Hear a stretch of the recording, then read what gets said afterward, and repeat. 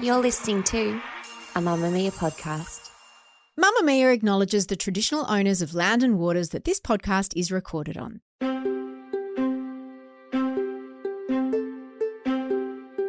From Mamma Mia, I'm Mia Freedman, and you're listening to a very exciting episode of No Filter.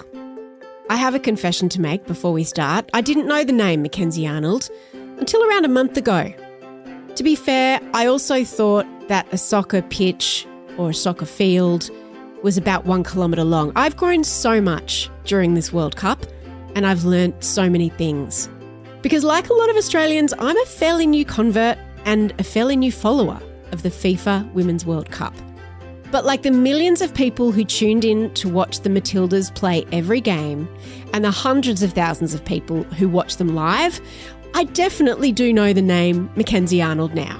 And so do most Australians. It's saved by Arnold! Advantage Matildas again! Because Mackenzie is one of the 23 women who make up the Matildas.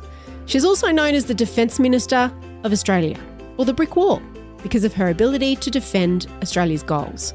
She's also found herself at the centre of a lot of attention lately, and she's had hundreds of people coming up to her and thanking her for what she and her team have done. So what does that feel like, to be famous literally overnight, when the whole world wants to suddenly know everything about you, and strangers on the internet know the name of your dog and the name of your girlfriend, and the fact that you wear hearing aids off the pitch? And how does it feel to have the whole country thanking you for what you did, not just for Vibes, but for women in sport? In her only Australian podcast interview, here's Mackenzie Arnold. Like, you're proper famous now. I don't know about the famous word, but... When has it occurred to you, and you said it's just hit me in the last 2 weeks. Mm-hmm. Like, I imagine that 2-3 weeks ago you could walk around unnoticed, and now are people falling at your feet? I mean, people in here are falling at my feet just because I'm interviewing you. During the World Cup, obviously, when we're with the team and we've got all our gear on, like, of course, people are going to come up and say hello and whatever. But I think, honestly, it hit me the most yesterday when I just went for a walk with Mum with the dog, which we do every other day that we have before the World Cup. And this lady came up to me and she's like, "Oh, Mackenzie." And I was like, "Oh, hello." Like, I looked at Mum and I was sort of like, "Is she a neighbour?" I was like, I wasn't sure. Like, should we know her? And she's like, "Oh, can I get a photo?" I was like, "Oh, shit, of course, yes." Like, took a photo, whatever. And then I think 2 minutes later, another group of kids come up to me and I said to Mum, I said, "This is mad." Like, I just couldn't believe it. But yeah, it's been a whirlwind for sure, but definitely very different from the last couple months as an athlete for sure. The last couple of months, I imagine there hasn't been a lot of glory. I don't mean on the pitch, but I mean the preparation for a World Cup. Everyone sort of sees the tip of the iceberg, right? Like, we see the games, we see the goals that you stop, we see the wins. But what did you actually do for the 2 months leading up? Like, how long were you guys in camp together before the World Cup started? I think all up it's been, including the World Cup, it's been 9 weeks. So I think we must have been together for about 4 before the World Cup, 4 or 5 before the World Cup started. But we were all mainly still in our seasons over in England. So I think we had about a week to 10 days before we all headed into the Gold Coast together. Some had more time than others, but I think we had about 10 days before we came home and started camp on the Gold Coast, which was handy for me because this is where I'm from. So I had a little bit of time with the family and stuff. But yeah, you just sort of hit the ground running. I don't think it sort of hit us until we were at our base camp, which was in Brisbane, which is when it all sort of kicked off then. And we had like the Matildas all over the hotel and they'd done it like really nice for us. And I think it sort of put us in a mindset. It was like, oh, it's about to start now. I think we were just sort of in our own bubble. And then once it all started and, we saw the public and the media and everything jump on board, that's when I think it all kicked off for us for sure.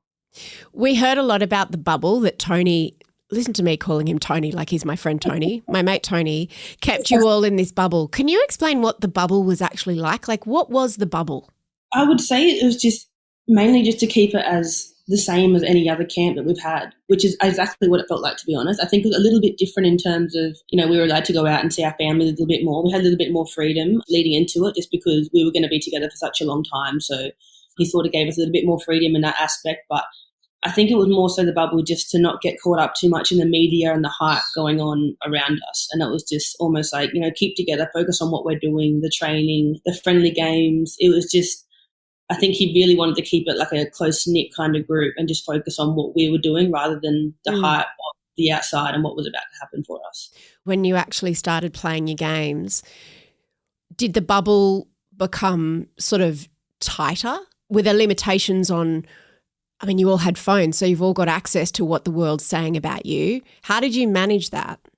I think for me it was a little bit different because I was still so focused on making sure I was going to get the starting spot. We still had that friendly against France before we actually played Ireland, and I had a good idea that I'd probably play, but I knew that I needed to play well in order for him to start me in the first game. So I think I was a lot more focused on that, and I was I didn't really get caught up. I don't think, because I wasn't one of the main players, so to speak, I don't think I was really in the forefront of that with the media and everything. So I think that probably helped me a lot, just to sort of keep internal and just, hang out with my family and focus on my training and everything. So I think that helped a lot. But yeah, I think it sort of really took off after the Ireland game, I would say, just because of the hype around it and I guess how the game went, and ended up being such a close game and such an important goal. So I think it all happened then. But yeah, before I didn't really get caught up in it too much because I knew that I had to focus on what I had to do to keep my spot. Do you all have different ways of coping with it, I imagine? Is there a kind of a best practice that you should never read what's being said about you, or you shouldn't go on news sites, or like what parameters do you personally try to put around how you manage it once games start? I mean, it's hard because, if you play well, you probably love reading everything about you. Everyone loves you and think you're a great player, but if you play bad, it can be very detrimental to you. It's hard not to read into what they're saying, even though, some people are just behind a keyboard, just not even knowing the game of football. But, you see that, for example, if someone say, oh, Mackenzie should be dropped, you read it and you think, oh no, I think I'm fine. But of course it's going to kill you and you can't help that sometimes. So yeah, I think it has different ways it can affect you for sure. And I definitely rode that roller coaster throughout the World Cup after the first game and then onto the second game, which I didn't play the best. And it was definitely an emotional roller coaster. But I think being together and knowing that we were going through it together, I think it helped a lot. I think we really leaned on each other through those moments for sure. And I think that really helps. When do the players find out whether they're starting for the game? How long before? The night before, we always have a meeting just before dinner, and he'll put up the starting lineup on the PowerPoint screen, and that's when we know, and we go through all the set pieces and everything, and yeah. So out of how many people in the room, how many of you are on that screen? Well, he'll put up the starting 11 and then he'll put the game changers there as well. So we're all up on the screen, but 11 of us are essentially in the starting lineup. So how many people are having a really bad dinner? It's hard to say. I wouldn't say it's a bad dinner, but you do sort of get the idea as well leading into the meeting with trainings and stuff, who he's leaning towards, and he sort of puts up a provisional lineup. So you sort of get half an idea. But yeah, I mean, that's just the game. It's just sort of how it goes. I wouldn't say there's any good or bad dinners, but there's definitely better dinners than some. You weren't always a goalie. You didn't want to be one. How did you get roped into it? I don't think I really had another choice. Is it because you're tall? Yeah, basically. I don't think on the field I was too good, to be honest. I thought I was better than what I was for sure. But no, I think when I was maybe 10, 11, I think I was playing fullback in a boys' team. And then as you get older and the boys' team stop letting girls play, you sort of have to take that next step. And there was a rep team coming up for the Gold Coast, trials for that. Yeah, and I trialled on the field, I think as a fullback back then. And she basically said, look, you're probably not going to make it as a fullback. What does a fullback do? Fullbacks are the ones beside the centre back. So there's 4 at the back and the fullbacks are these 2 wide ones. Uh-huh. So there's a lot more running. Yeah, a lot more running, a lot more skill, like a Steph Catley. And if you can imagine me like a Steph Catley, it's not going to happen. So she was like, no, we need a goalkeeper though. And I was like, oh God, I'm never going to be a goalkeeper. Absolutely not.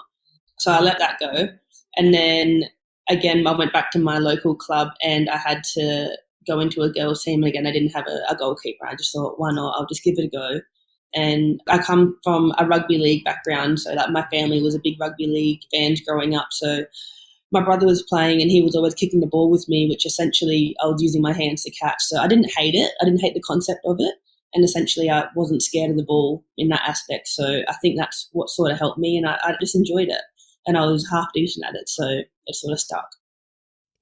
Until there seemed to be no glory in being a goalkeeper in terms of you have all the downside, which is when you fuck up or miss a ball, you know, you could lose, but it seems to be the most highly pressured position. I know nothing about soccer, Mackenzie, like nothing. So I'm going to say really dumb things, but it seems to me like there is just more pressure on you than anybody. How is the psychology of playing goalie versus the rest of the team different? I would say the psychology part of it is quite similar. I wouldn't say I feel any more pressure than any other player because, you know, everyone wants to perform at their best and doesn't want to make any mistakes. But I would say what the difference is that when I make a mistake is just a lot more highlighted than you would see if, you know, someone lost a ball in the field compared to if I lost a ball. That's something that's about to go down. So, yeah, I would just say that my mistakes are highlighted a lot, which mainly probably causes a lot more pressure, I guess, in the end. But in terms of psychology-wise, I wouldn't say I feel more nervous than any other player because I think, you know, all of us want to do a good job at the end of the day. I think it does just come down to when I make a mistake, the whole world is going to be aware of it. And how do you come back from that? So when a goal does get through and the other players have to, I mean, they're obviously devastated, but they don't want to make you feel worse than you already do. How does that work? It's hard to say. I think, you know, you're never going to point out your teammates' mistakes. They're usually more often than not very aware of what they've done wrong. I think a perfect example was against Nigeria when I had that miscommunication with Alana and resulted in a goal. And our way of coping with it was we sat down. Obviously, we're very good friends. So, you know, we sat down and had a conversation about it and we just spoke like what was going through my mind, what was going through her mind and like the movement behind that. And then we had a talk with the team afterwards as well. And they were sort of like, you know, we don't care about the goals. It's just we need to look past that now and focus on the next game because ultimately if we don't win the next game, we'll be knocked out. So, you know, the girls get around you. Under no means do they ever blame you or say it's your fault or whatever. But there are different ways of coping with it. And I think my best way of coping with it would be to have a conversation about it for sure. So like to air anything that anyone might be thinking to just clear it. Yeah. Just take ownership of it. Like, my bad. You know, I was thinking this is why it happened. And everyone's like, yep, cool, no worries, move on. So when you're in the goal space, how can you even be talking to me? I'm so sorry. Because I'm one of the ones that are like, I'm in love with this sport. I've newly fallen in love with this sport, right? So I'm a latecomer to this, even though all of my children have played soccer and my eldest son is a ref. But can you see what's going on down the other end? Because obviously we've got at home, we've got an aerial view, but how much can you see when all the action's down the other end? For the most part, I can see most of it. It's maybe a different angle to what you guys have. Yeah. I can definitely see the back part of it, so I know what's going on because I tend to move up with the back line as well, so I'm not hanging in my goal space for the whole time. But I tend to move up. I'm quite close with them, to be honest, so I can see most of what's going on. The camera's not on you when the action's up the other end, so I can't see what you're doing. Like, are you moving to stay warm and stay, you know, alert? Yeah, that's probably one of the biggest parts of my game is I try to move with the play to keep my concentration going because I know that if I switch off for a second and it's down my end, you know, cause a mistake or a goal or whatnot, whatever it is. But that's another way that I cope mentally in the game is making sure I'm always talking to my back line, moving with them just to make sure that I'm always in the game with them, you know, because sometimes it takes 10, 15 minutes and I haven't touched the ball. So that's my way of sort of making sure I stay in the game. What do you mean moving with them? So like when the ball is moving from side to side, I go that side. And to follow it around just to make, you know, if there's a through ball and I'm on this side, I can make sure I can clear up that side as well. So I sort of help them out so they're not running constantly for no reason. But yeah, just making sure I'm with the play, so going from side to side rather than just standing in the middle. So different players, obviously, depending on what position they're playing, need to have different skills and practice different things. For you, I imagine it's not sprinting, obviously. You don't need to be able to run fast. What are the key skills that a goalkeeper needs to have?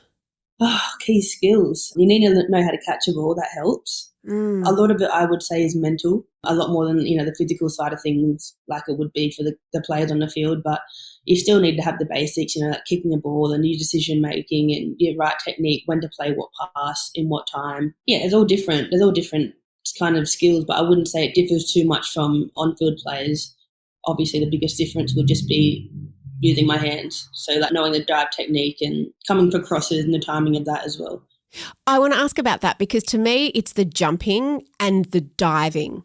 So, I watched you so closely, and the part where you dive but with no sense of how you might then hit the ground, that I imagine is really counterintuitive because most people wouldn't dive and then hit the ground. Is there a way that you have to practice falling so you don't really hurt yourself? Because you're often really high. Yeah, I mean, there's definitely a technique behind it, which is, I mean, it'd be similar to kicking. You got to have the right technique to do it properly. And that's something that I've always learnt since whenever I was a goalkeeper, 16, 17 years old. So there's definitely a right technique to diving. Usually forward helps. And it probably looks a lot more painful than what it is. You tend to sort of just land on like this part of your back, which isn't as bad as what you would think. I wouldn't necessarily say to try it, but but it is just something that you get used to, and it's not as painful as it looks. At the moment, how long have you got between when you have to play next for West Ham? We start our first game the 1st of October. So they're in pre-season right now. So I head back tomorrow night and then get straight into pre-season on Tuesday or Wednesday. And you came straight from there to play for the Matildas. So you're literally nonstop without a break? Basically, yeah. Especially when these big tournaments are on. I think last year was the first time in a while that we'd gotten a break at the end of the season. So we think we had a couple of weeks there, if I'm remembering correctly. But usually when there's big tournaments like this and we need to go straight into camp, you don't really seem to get a break. But clubs like to cooperate quite well with that. So my coach at West Ham has said, take as much time as you need. We would like you back at this date, but if you need more time, then let us know. So they've been good with that. Can you explain the difference between playing for a club and playing for your country? I think in the past, there has been too much of a difference for me. I think looking back now, it's helped me a lot more to just sort of play exactly the same like I would in West Ham that I would in Matildas, because I think in the past I've played quite well in West Ham and then I would come back and feel a lot more pressure in the Matildas. And I think it would show in my performances. And I think that was where I was sort of going wrong mentally. And yeah, I think it would affect my game quite a lot because I was more concentrating on not making a mistake rather than playing the game. So I try and make not too many differences between the two. Obviously, in the World Cup was very different because obviously you have your home crowd in there and it is very, very different to playing at West Ham. But in terms of my performances, I would like to think that I played just as well in both teams. That you try as hard. Is it like being in two different bands? A little bit, yeah. It's the mindset of, obviously there's a lot more pressure, a lot more eyes on you when you're playing for your country. But in terms of wanting to win a game, that's never going to change. You want to win whether you're playing for West Ham, playing for Australia, whatever it is. So, yeah, you're always going to try as hard as you can. But I think it comes down to the mindset for sure. One of the things that people found most interesting watching the World Cup was how many club teammates were playing against each other in countries. How does that work? Because you obviously know each other so intimately and you're on the same team and then you're against each other. I mean, I think that's sort of the same with playing against, Sam, Kate, Steph. I play against them all the time in the WSL. So we've been doing that all our lives. Even in the W League back when we were playing in Australia, we were playing against each other. So I think it's just the reality of the sport. You're never going to be on the same team every single time. So it sort of helps in a way. You know how they play, you know how they work. It's an advantage. Yeah, exactly. But I don't think too much mentally it affects you. It's just, a little bit different, I suppose. Coming up, the very specific pre-game rituals that the Matildas found themselves doing during the World Cup. Whether or not they did nervous wheeze before running out onto the pitch, and why so many female football players date within their sport. I want to nerd out and ask you some specific questions about your pre-game ritual, starting the night before or even starting the day before if that's what you do. When does the ritual start and what does it involve? And no detail is too small for me to know. My ritual would start, I would say, the morning of. I don't think about it too much before. I do have spaghetti bolognese the night before. Most of us do, or any type of pasta, to be honest. Do you find it difficult to sleep the night before? Do you try to get a certain amount of sleep? Sometimes, but I know that if I try and get a certain amount or put like a number on my sleep, I'll just stress out even more and that'll be the end of it. And I'll just think about it all night. So I do try and get at least, obviously, 8 hours, but we usually have a bit of a sleep in on game day mornings. because most of our games were late anyway, so it sort of helped. But then if we don't get enough sleep, we'll have a nap before we go to the game as well. But when you say sleep in, so what time will you get up on game day? 9, 8:45, 9. Mm-hmm. But yeah, get up, go have some breakfast. All together, depending what time you wake up. Some people wake up at 7:30, some people wake up at 9:30, so a little bit different there. But I think at the start of the tournament, before the Ireland game, I went out for breakfast. So I thought the next game I have to do that. I have to go out for breakfast. Oh, yeah. I rate that game. So I was like, oh, well, that's out the window. So I'll go back to having breakfast at the hotel. I think a lot of that comes into play when you have a lot of games because even I remember before the before the quarterfinal, actually, we had been for a team walk every single game.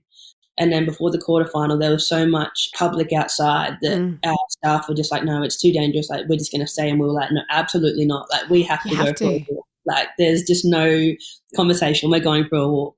So they were like, all right, we'll sort it out. So they took us for a walk, and obviously we won that game. So it had to happen the next game. So there's a lot of things like that. Superstitions. Yeah, when you think about the last game and you're like, oh, I did this, I have to do this again. Until it doesn't work. The second you lose, it's like, oh, that's out the window. You just start again. On game day at breakfast, are there some people who like get quite chatty and then other people who go into themselves? And do you learn what different people's styles are pre-game? Yeah, I would say that's probably more in the change room as we're getting ready. I think at breakfast we're still all quite chill and quite normal. We've been playing together for, over 10 years now, so we sort of know how each other work. But I would say there's definitely more of a difference in the change room than you see some people, dancing around and having a good time and sort of not focusing on the game too much because, you get nervous and everything. And then there's some people that are really like with themselves, like you sort of just let them be, let them do their own routine and like that. But yeah, there's definitely a different mood around the team on game day. What do you have for breakfast? Mine changes. Sometimes I have wheat bix, sometimes I have poached eggs on toast. I think the last couple of weeks I had poached eggs and avo on toast because I thought I was playing well, so I'll keep to that. Another superstitious, obviously. But yeah, it also depends the time of the game as well. So sometimes we have 2 meals, sometimes we have 3, so you don't want to have too much at one time. It's actually quite complicated. Now that I'm thinking about it, it's quite complicated, but it's a personal preference for sure. Do you have people on staff that are saying, here's what you should do, or it's pretty much you've all been doing it for so long, you choose your own adventure? Yeah, there's a bit of both. We have a nutritionist that sends us out a plan each game day just to say what times you should be eating what. At the end of the day, if you don't feel like eating that at a certain time, you're not going to go and eat it because it's going to make you feel sick or whatever it is. But yeah, you try and stick to it as much as you can, but everyone knows that you need carbs, protein, you need your good fats. So everyone knows what is good for their body. But yeah, it just comes down to personal preference. How many hours before a game do you stop eating? Maybe 3. We have pre-match at maybe around 4. Yeah, maybe 3 to 4, but at the same time, when we get to the game, I'll have a banana. So my last big meal is the pre-match, which is maybe about 3 hours before the game. And then I'll have a snack, so I'll have a banana when I get there. And then there's the gels, so you have the energy gels, which get more carbs in, and energy drinks, yes, whatever you want really. There's lollies there. Some of your games didn't start until late.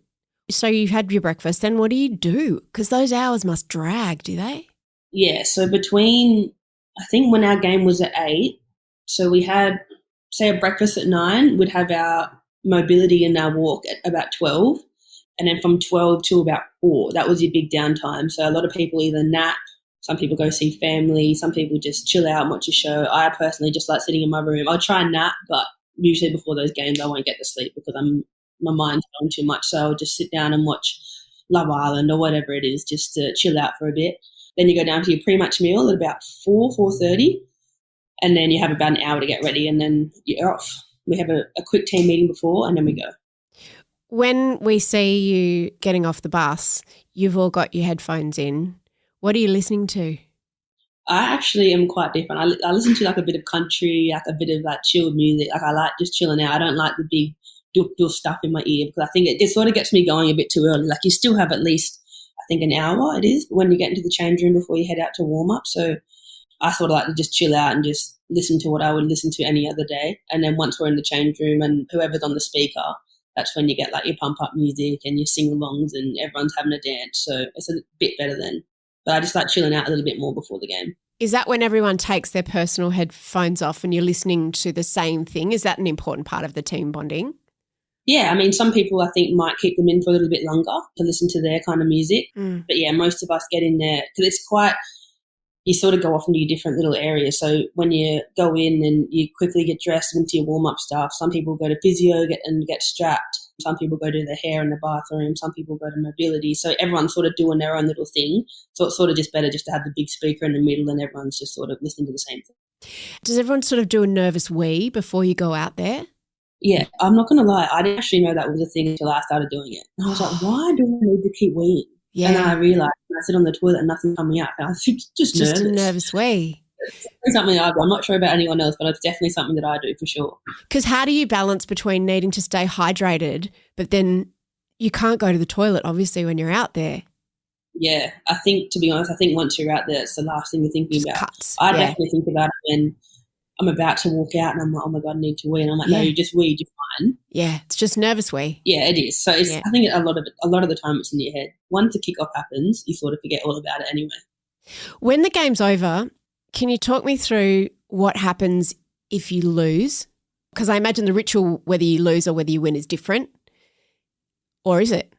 Really honest with you, it's actually quite similar. Obviously, the mood's a bit down, so, we wouldn't have the music on. We might have music on, but no one's really vibing to it. Everyone's sort of in their own heads and whatever, but the ritual is quite similar. We'll go into the change room, we'll do our ice bath, go have a shower. Can you tell me about the ice bath? Because it sounds horrific. Well, it's horrific enough that I actually don't do them. I don't. I think there's about 3 or 4 of us that don't believe in ice baths. I do the one the day after the game, I will say that, but after trainings and after the game, I don't find any benefit from it. Personally. What's it meant to do? Decrease your inflammation and stuff. It's like with the blood in your body. How long are you meant to stay in there? It depends. Some people do 2 in the cold, 2 in the hot, 2 in the cold. Minutes. About 2 minutes. Some people go 10 minutes straight in the cold. Yeah, it's a bit of a personal preference. So there's definitely different processes that you can do, but I have 0 minutes in there. So 0 sounds like a really good number. Yeah, I'd rather stay out of it. I just watch them. And then when people have finished torturing themselves, what happens? Are you like starving? Does everyone reach for their phones to see what texts they've got from loved ones? Like, I would say that's probably one of the most. We tend to have a shower, and I think once you get ready and you're sort of waiting for everyone else to sit down, we're just on our phones having a look. But at the end of every game, whether we win or lose, we'll wait till everyone's ready. We'll sit in our little lockers and just have a quick chat, whether 2 people talk, 1 person talks, 5 people talks, whatever it is, and just give your opinion on what's happened, good or bad, what needs to be better, and you sort of have a little bit of a debrief just to get it all out, and then we'd get on the bus and go back to the hotel. What's the difference between the captain and the other players? What does Sam do that you guys don't?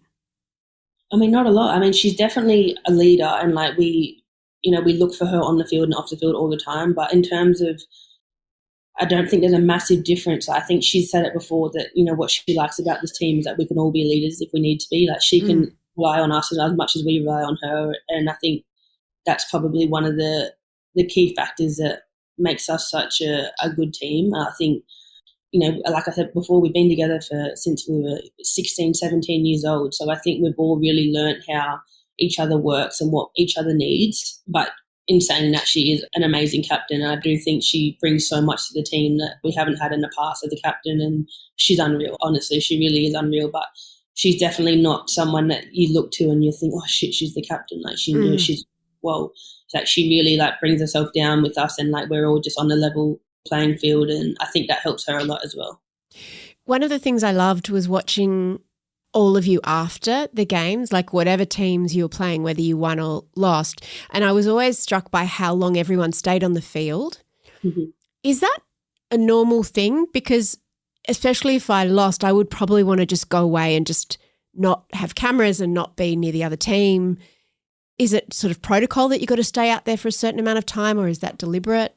It was more so everyone trying to take everything in. I think especially after we lost the semi-final, I think obviously it was such a heartbreaking and disappointing time, but we just wanted to stand out there and just realise that what we had actually achieved. We did just lose the semi-final, but we have just played a semi-final in front of a packed-out home crowd at a World Cup. And again, it happened against the Sweden game as well. That was our last game, so I think everyone just wanted to, really take in what we've just achieved. as heartbreaking as the loss was. I think I just sat out there after the England game and I just looked up and I just couldn't believe it, especially having our families there. And I think a moment that you sort of wanted to soak in as much as you could before heading back in. Because it's very vulnerable that time. Mm-hmm. Watching everybody and sort of the heartbreak, and also the beautifulness of when, I guess, people that you know from the other teams, when people go and console each other from opposing teams. Yeah, I mean, of course, it's just obviously we're on different teams and, you want to beat them at the time, but some of them are your really good friends that, you played with for 10 months out of the year. So at the end of the day, you're always going to be mates after it. And it was nice for them to come and console us as well. You've become celebrities, and I know that doesn't necessarily sit well with you, and there's been this massive interest in all of your personal lives and your private lives. And I want to ask how that feels, because it's really new. Yeah, I mean, I still don't see the heightened parts of it. I'm still the same that I was 6 months ago, so it's hard for me to really answer that question because I'm still feel the same. I understand there's a lot more attention on us now for sure, but in terms of me and how I feel and how I live every day, it hasn't changed. And I'm not sure if it actually will yet. For sure. I can't wrap my head around it right now. Is there a correlation between how much of you the public gets to have and what your sponsorship opportunities are? Can it be a bit of a trade-off that's part of, the public wants to know who's the person behind the jersey? Mm-hmm. To be honest, I think I'm quite myself, whether it's on social media, in real life, whatever it is. I think I feel more comfortable when I'm by myself and not trying to act like a professional, athlete. I always obviously want to be a role model to anyone that I can be to, but I just feel more comfortable when I'm myself, and I think a lot more people can relate to that as well, which helps me and whoever that is as well. So I think I just find it a lot more easier just living my life how I always have, because it seems to be working okay so far, I think. How do soccer players make money? It's definitely getting better. We have our contract with our national team. Obviously, it's not as much as the men, but we can still get by on it, of course. And then we have our club team as well that, depending where you play, you have quite significant money over there, especially in the bigger clubs as well. And it's growing and growing each year, which is amazing to see. So it's like a salary? Yeah, salary-wise, yeah. Mm-hmm. And then you have your sponsorship money as well. It obviously differs between what kind of player you are and your profile, but that would be, I would say, the main income for football players. How do you feel about social media? I don't mind it. I think there's good and bad sides of it. Like I said before, I've experienced both sides and it can be very damaging, unfortunately, but I do think that's the reality of being an athlete and having your profile on show for the world to, cast their opinion on. And I could say that and people could say, well, delete your social media then, which is totally fair.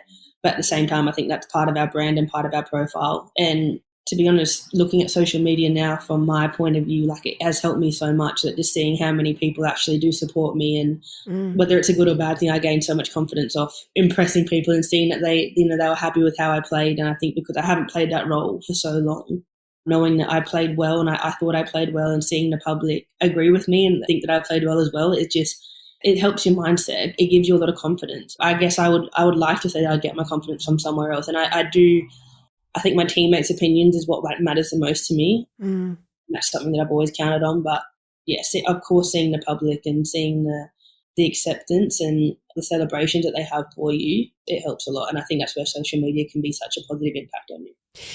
I've just got a couple more questions before you should just go back to the beach with your gorgeous dog, Jack. It's Jack, right? Your dog? It is Jack, yes. See, that's weird that I know the name of your dog. Yeah, it's fine. It's really weird, but I just saw it on your social media. You posted this morning, not stalking at all. I was going to ask you, in terms of you've had hearing challenges, you wear hearing aids now. Mm-hmm. COVID, what does an athlete do when there's no games? Like when your identity and your job, obviously I imagine, money and stuff aside, but just your identity, what do you do when you can't do your job? Yeah, I mean, COVID was a difficult time for everyone. I think it was a time that we didn't even know how to prepare for or how to even get through it. But I think for us, it was almost like we had to keep training. We knew it was going to open up eventually. So we just had to stay ready, as frustrating as that was, because we had to work out by ourselves, which as football players, we are definitely not used to. It was actually a moment that I had just signed for West Ham. So I was actually able to apply for a visa that got me over there. So I knew that I was always going somewhere eventually. So I just had to keep fit.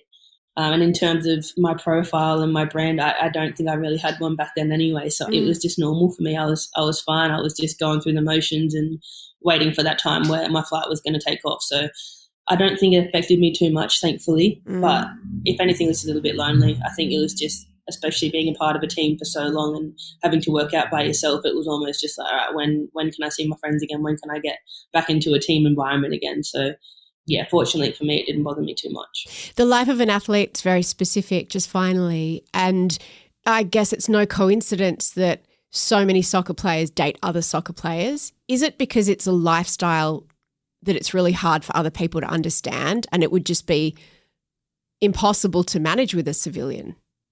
Yeah, I mean, that's a bit of a hard one. I think it's more of a relatable kind of thing. I think, you go through so many of the same experiences together, whether being male or female. It's just such a different lifestyle. And I think so many people struggle to understand that, even just the different commitments you have to make and the limited time that you have to make for other people. You know, like, I don't see my family for 10 months out of the year. So it's just hard to relate to, and it's hard for people from the outside looking in sometimes tend to struggle to understand like what you actually have to, give up or sacrifice as a professional athlete. So yeah, I would think it's more so just a relatable kind of thing and just finding comfort in understanding each other. We wanted to say thank you on behalf of everyone, really. I mean, I'm sure that's what everybody's been saying to you, have they, when they come up to you? Just thank you. Yeah, they have been saying thank you. It's been unreal. It's been crazy. You know, what you've done just for bonding, just for vibes, That's honestly so cool to hear. It's crazy to hear people say thank you now rather than, well done or congrats, and people just saying thank you. It's honestly so rewarding. It's been amazing. From my mother to my daughter, we had 3 generations of people around the television cheering you on, and when they heard that I was interviewing you today, they were just like, oh my God, tell her thank you, tell her thank you, tell her we were just such big fans and we worship her. So I hope you're going to have a bit of a rest. Sounds like not. I'm sure I'll find some time. I'll find some time somewhere. Mackenzie, thank you so much. Lots of love, and we can't wait to cheer you on. Thank Maybe you, not. I suppose at West Ham, yeah. I guess we'll cheer you on at West Ham. When are you playing for the Matildas again? We play in October in Perth for our Olympic qualifiers. Oh, that's soon. And the Olympics are next year? The next year, yes, in Paris. How do you feel about the brick wall? I should have asked. It's still something I'm getting used to. I'm just not Mackenzie brick wall. I don't really know how it goes, but it seems to work, so I'll just ride with it right now. It's funny how brick wall has managed to become a compliment. I mean, only you. I'm still not sure how I feel about being a brick wall, but I'm riding with it. I cannot tell you how excited people were around the office and my family when I told them I was interviewing Mackenzie. There was this queue of people. Usually I'm by myself in the pod studio. No one really cares much. But I tell you what, the number of people that wanted to come in and check the sound and check the screen and adjust the mic and maybe get a sneaky selfie next to the TV screen with Mackenzie. I was the most popular person at the Mamma Mia office just because of my proximity to Mackenzie Arnold. That's how much Mackenzie and her team have done for the country, brought us all together. Honestly, it was an honour, really, to sit down with her. And you can just see in her eyes how all of this is just like this happy shock. Because she's not like some of the more high-profile players like Sam Kerr or Alana Kennedy, who have sort of been used to being in the glare of the media spotlight. This is new to her, and it's just so lovely to see her happy and a little bit dazed. This was actually the first and the only podcast interview that Mackenzie did before flying back to West Ham and the UK. So if you know someone who loves her or someone who loves the Matildas, share this with them. The executive producer of No Filter is Kimberly Bradish and Liz Ratliff, with sound production by Maddie Joannou. And I'm Mia Freedman. Thanks for having us in your ears.